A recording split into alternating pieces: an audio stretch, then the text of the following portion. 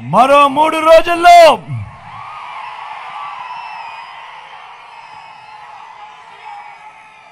Ballot బద్దలు కొట్టడానికి సిద్ధమా?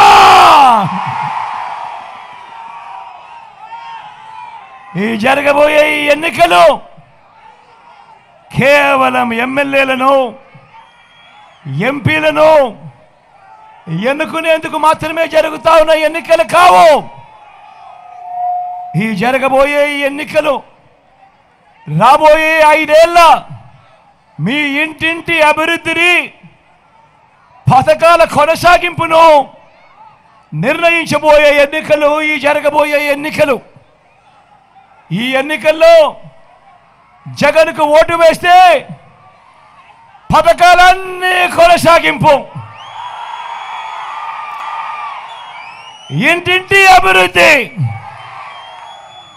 పేదవాడి భవిష్యత్తుకు భరోసా. అదే పొరపాటున చంద్రబాబుకు ఓటు వేస్తే పథకాలన్నింటికీ ముగింపు, మళ్ళీ మోసపోవటమే. ఇదే చంద్రబాబు చరిత్ర చెప్తా ఉన్న సత్యం.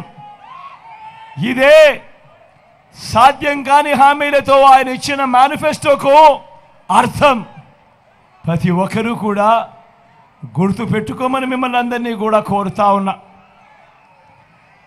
చంద్రబాబుకు ఓటు వేయడము అనంటే దాని అర్థం కొండ చిలువ నోట్లో తలబెట్టడమే అన్నది ప్రతి ఒక్కరూ కూడా జ్ఞాపకం పెట్టుకోమని కోరుతా ఉన్నా.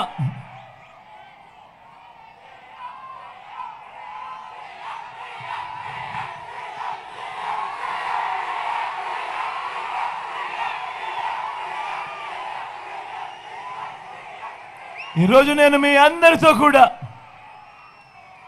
4 విషయాలు మీ అందరితో కూడా పంచుకోవాలనుకుంటా ఉన్నాను. ఈరోజు నేను అడుగుతా ఉన్నాను మీ అందరితో కూడా, ఎప్పుడూ జరగని విధంగా, ఎప్పుడూ చూడని విధంగా మీ బిడ్డ ఈ 59 నెలల కాలంలో రాష్ట్రంలో ఇంతకుముందు ఎప్పుడూ చూడని విధంగా, రాష్ట్రంలో ఇంతకుముందు ఎప్పుడూ జరగని విధంగా మొట్టమొదటిసారిగా మీ బిడ్డ రాష్ట్ర రాజకీయాలను మారుస్తూ, మీ బిడ్డ రాకమునుపు వరకు కూడా ఎన్నికలు వచ్చేసరికి ఒక మేనిఫెస్టో అంటూ రాజకీయ పార్టీలు ఇచ్చేవాళ్ళు. రంగురంగుల కాగితాలతో అబద్ధాలకు రెక్కలు కడుతూ పేదల ఆశలతో ఆడుకునే కార్యక్రమం. ఎన్నికలు అయిపోయిన తర్వాత మేనిఫెస్టో చెత్తబుట్టలో వేసే కార్యక్రమం. ఎన్నికలు అయిపోయిన తర్వాత మేనిఫెస్టో ఎక్కడ ఉందో వెతికినా కూడా కనపడని కార్యక్రమం. ఆ పరిస్థితిని మారుస్తూ మొట్టమొదటిసారిగా రాజకీయాలలో విశ్వసనీయత అన్న పదానికి అర్థం తీసుకొచ్చిన పాలన ఎక్కడైనా జరిగింది అని అంటే అది మీ బిడ్డ పాలనలోనే అని చెప్పడానికి కూడా గర్వపడతా ఉన్నా. మొట్టమొదటిసారిగా దేశ చరిత్రలో కూడా బహుశా ఎప్పుడు జరగకపోయిండొచ్చేమో, మొట్టమొదటిసారిగా రాష్ట్రంలో ఎప్పుడు చూడని విధంగా ఏకంగా 99% ఎన్నికల మేనిఫెస్టోలో చెప్పిన వాగ్దానాలను నెరవేర్చి, ఎన్నికల మేనిఫెస్టోను ఒక భగవద్గీతగా, ఒక ఖురాన్గా, ఒక బైబిల్గా భావిస్తూ ఏకంగా 99% హామీలను అమలు చేసి, ఆ అమలు చేసిన మేనిఫెస్టోను నా ప్రతి అక్కకు, నా ప్రతి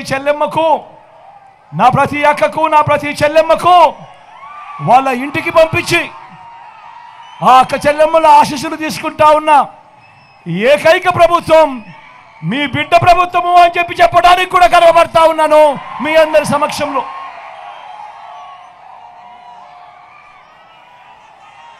మొట్టమొదటిసారిగా రాష్ట్రంలో ఎప్పుడూ జరగని విధంగా ఏకంగా 2,31,000 ప్రభుత్వ ఉద్యోగాలు రాష్ట్రంలో మీ బిడ్డ ప్రభుత్వం రాకమునుపు రాష్ట్రంలో ఉన్న మొత్తం ఉద్యోగాలు 4 లక్షలు అయితే, మీ బిడ్డ ప్రభుత్వం వచ్చిన తర్వాత ఈ 59 నెలల కాలంలో రాష్ట్రంలో ఎప్పుడూ జరగని విధంగా ఏకంగా మరో 2,31,000 ఉద్యోగాలు మీ బిడ్డ మీ అందరి ఆశీస్సులతో, దేవుడు ఆశీస్సులతో ఇవ్వగలిగాడు.